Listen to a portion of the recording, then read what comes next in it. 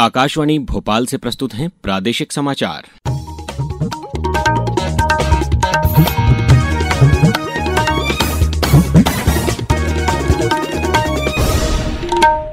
नमस्कार, समाचारों के साथ मैं अभिषेक कटियार। सबसे पहले इस बुलेटिन के मुख्य समाचार। प्रधानमंत्री नरेंद्र मोदी आज नई दिल्ली में आरएसएस के शताब्दी समारोह में होंगे शामिल। मुख्यमंत्री डॉक्टर मोहन यादव वन विहार से करेंगे राज्य स्तरीय वन्य जीव सप्ताह का शुभारंभ। आईसीसी महिला एक दिवसीय विश्व कप के पहले दिन कल भारतीय टीम ने श्रीलंका को 59 रन से हराया।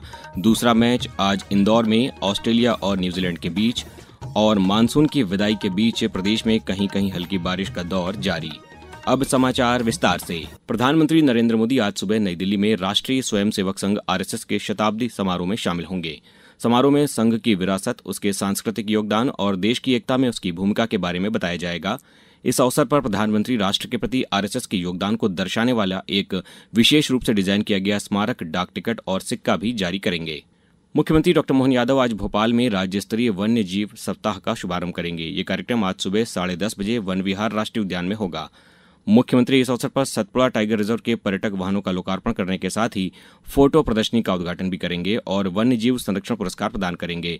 सप्ताह के दौरान प्रतिदिन अलग अलग गतिविधियां होंगी। 7 अक्टूबर को टॉडलर वॉक और पुरस्कार वितरण के साथ वन्य जीव सप्ताह का समापन होगा। आज अंतर्राष्ट्रीय वृद्धजन दिवस है। इस अवसर पर सामाजिक न्याय और अधिकारिता मंत्रालय नई दिल्ली में वृद्धजनों के सम्मान में विशेष कार्यक्रम आयोजित किया जाएगा। मंत्रालय ने कल कहा कि ये कार्यक्रम वरिष्ठ नागरिकों के लिए एक सम्मानजनक और सक्षम पारिस्थितिकी तंत्र बनाने की सरकार की प्रतिबद्धता को प्रदर्शित करेगा। इसकी थीम गरिमा के साथ वृद्धावस्था पर जोर रखी गई है। कार्यक्रम के दौरान रक्षा मंत्रालय, टेलीकम्युनिकेशन कंसल्टेंट इंडिया लिमिटेड और बिरला ओपन माइंड्स फाउंडेशन के बीच एक समझौता ज्ञापन पर हस्ताक्षर किए जाएंगे। वहीं प्रदेश में भी अंतर्राष्ट्रीय वृद्धजन दिवस पर अलग अलग कार्यक्रम आयोजित किए जाएंगे। शिवपुरी में राष्ट्रीय स्वास्थ्य मिशन के अंतर्गत राष्ट्रीय वृद्धजन स्वास्थ्य एवं देखभाल कार्यक्रम के अंतर्गत वृद्धजनों के लिए स्वास्थ्य शिविर का आयोजन किया जाएगा। वहीं इंदौर, गुना और अशोकनगर समेत प्रदेश के अन्य जिलों से भी अंतर्राष्ट्रीय वृद्धजन दिवस पर अलग अलग कार्यक्रम आयोजित किए जाएंगे। प्रधानमंत्री नरेंद्र मोदी के नेतृत्व में सरकार सेवा और सुशासन के मंत्र के आधार पर परिवर्तन और प्रगति के लिए अथक प्रयास कर रही है। इस विशेष श्रृंखला सेवा पर में आज हम आपको बता रहे हैं कि कैसे ग्रुप कैप्टन शुभांशु शुक्ला की ऐतिहासिक अंतरिक्ष यात्रा भारत के महत्वाकांक्षी अंतरिक्ष कार्यक्रम को नई गति प्रदान कर रही है। जब ग्रुप कैप्टन शुभांशु शुक्ला ने अंतर्राष्ट्रीय अंतरिक्ष स्टेशन पे पहले भारतीय अंतरिक्ष यात्री के रूप में इतिहास रचा, तो वे अपने साथ 1 अरब 40 करोड़ भारतीयों के सपने लेकर गए थे। यह उपलब्धि कोई अकेली घटना नहीं है, बल्कि प्रधानमंत्री नरेंद्र मोदी के नेतृत्व में अंतरिक्ष अन्वेषण में भारत की व्यापक महत्वाकांक्षाओं का एक हिस्सा है। अंतर्राष्ट्रीय अंतरिक्ष स्टेशन पे कैप्टन शुक्ला से बात करते हुए प्रधानमंत्री नरेंद्र मोदी ने कहा था कि यह भारत के पहले मानव अंतरिक्ष मिशन गगनयान की सफलता की ओर पहला कदम है। आज मैं विश्वास से कह सकता हूं कि ये भारत के गगनयान मिशन की सफलता का पहला अध्याय है। आपकी यह ऐतिहासिक यात्रा सिर्फ अंतरिक्ष तक सीमित नहीं है, यह हमारी विकसित भारत की यात्रा को तेज गति और नई मजबूती देगी। भारत दुनिया के लिए स्पेस की नई संभावनाओं के द्वार खोलने जा रहा है। अंतरिक्ष स्टेशन पे कैप्टन शुक्ला और उनकी टीम ने भारतीय अनुसंधान संस्थानों द्वारा विकसित 7 सूक्ष्म गुरुत्वाकर्षण प्रयोगों को पूरा किया। ये प्रयोग भविष्य के मिशनों और लंबी अवधि के अंतरिक्ष प्रवास के लिए महत्वपूर्ण डेटा जुटाने के लिए डिजाइन किए गए थे। ग्रुप कैप्टन शुक्ला ने भारत की अंतरिक्ष महत्वाकांक्षाओं को बखूबी व्यक्त किया। अंतर्राष्ट्रीय अंतरिक्ष स्टेशन से विदाई के समय कैप्टन शुक्ला ने कहा था कि ऊपर से देखने पर आज का भारत महत्वाकांक्षी, निडर और आत्मविश्वासी दिखाई देता है। आज का भारत स्पेस से महत्वाकांक्षी दिखता है। आज का भारत निडर दिखता है। आज का भारत कॉन्फिडेंट दिखता है। आज का भारत गर्व से पूर्ण दिखता है। और इन्हीं सब कारणों की वजह से मैं एक बार फिर से कह सकता हूँ कि आज का भारत अभी भी सारे जहां से अच्छा दिखता है। शुभांशु की यह अंतरिक्ष यात्रा मानव अंतरिक्ष उड़ान, एक भारतीय अंतरिक्ष स्टेशन और चंद्रमा पर एक भारतीय को भेजने जैसे भविष्य के मिशनों का मार्ग प्रशस्त करती है। प्रधानमंत्री नरेंद्र मोदी के नेतृत्व में यह भारत के महत्वाकांक्षी अंतरिक्ष एजेंडे में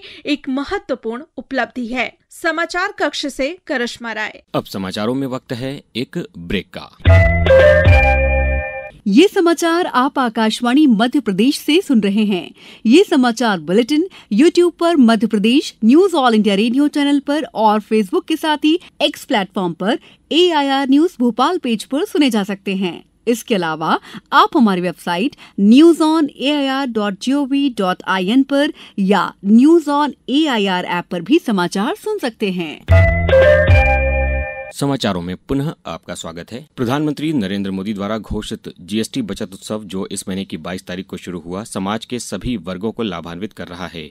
ये सुधार विभिन्न वस्तुओं और सेवाओं पर दर कम करके नागरिकों को राहत प्रदान कर रहे हैं। आज हम विद्युत वस्तुओं पर जीएसटी कटौती पर एक रिपोर्ट प्रस्तुत कर रहे हैं। उपभोक्ताओं को बड़ी राहत देने के लिए जीएसटी परिषद ने एयर कंडीशनर और डिश वॉशर पर जीएसटी की दर को 28% से घटाकर 18% कर दी है। इस महत्वपूर्ण कदम से मध्यम वर्गीय परिवारों पर आर्थिक बोझ कम होगा, जिससे वह इन सामानों को आसानी से खरीद सकेंगे। साथ ही डिशवॉशर पर जीएसटी दर कम होने से वे लोगों के लिए और अधिक किफायती हो जाएंगे, जिससे लोगों की जीवन शैली में सुधार होगा और इनके इस्तेमाल में बढ़ोतरी होगी। इसके अलावा टीवी और नॉन टीवी मॉनिटर पर भी जीएसटी की दर 28% से घटकर 18% हो गई है, जिससे इन उपकरणों की मांग बढ़ेगी तथा घरेलू उत्पादकों को अपना व्यापार बढ़ाने में मदद मिलेगी। एक दुकानदार ने सरकार के इस फैसले का स्वागत करते हुए कहा कि नए जीएसटी सुधारों से लोगों को फायदा हो रहा है। अभी जो समय है वो सबसे अच्छा समय है, जिसके अंदर में आपको जीएसटी का भी बेनिफिट मिलेगा और त्योहारों का भी बेनिफिट मिलेगा।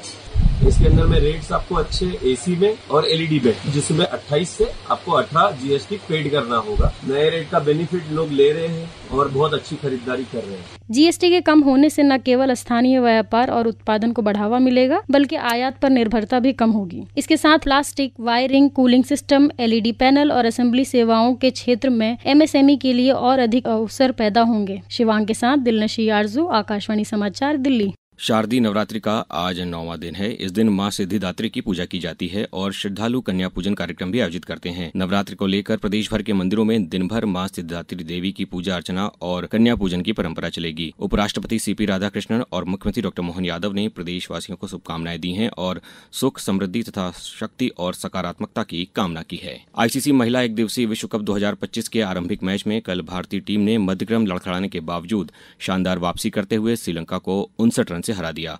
गुवाहाटी में वर्षा से प्रभावित मैच में भारत के संशोधित 271 रन के लक्ष्य के जवाब में श्रीलंका की पारी 45 ओवर और 4 गेंदों में 211 रन पर ही सिमट गई।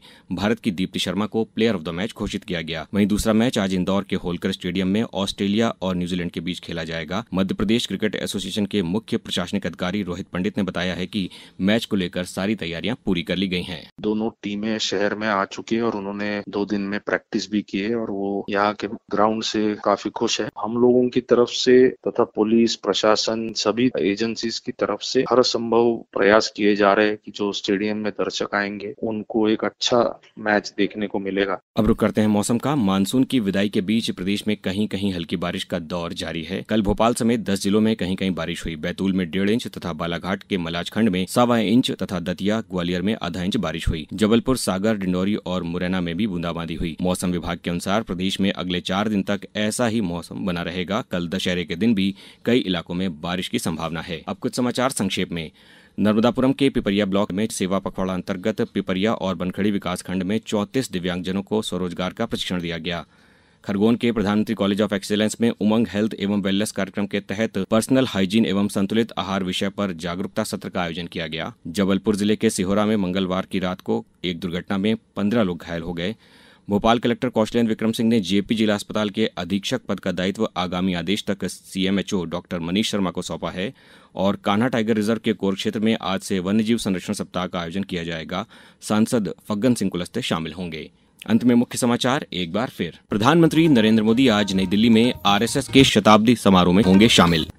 मुख्यमंत्री डॉक्टर मोहन यादव वन विहार से करेंगे राज्य स्तरीय वन्यजीव सप्ताह का शुभारंभ। आईसीसी महिला एक दिवसीय विश्व कप के पहले दिन कल भारतीय टीम ने श्रीलंका को 59 रन से हराया। दूसरा मैच आज इंदौर में ऑस्ट्रेलिया और न्यूजीलैंड के बीच। और मानसून की विदाई के बीच प्रदेश में कहीं कहीं हल्की बारिश का दौर जारी। इस बुलेटिन में बस इतना ही। अगला बुलेटिन सुनिए दोपहर 2:10 पर। नमस्कार।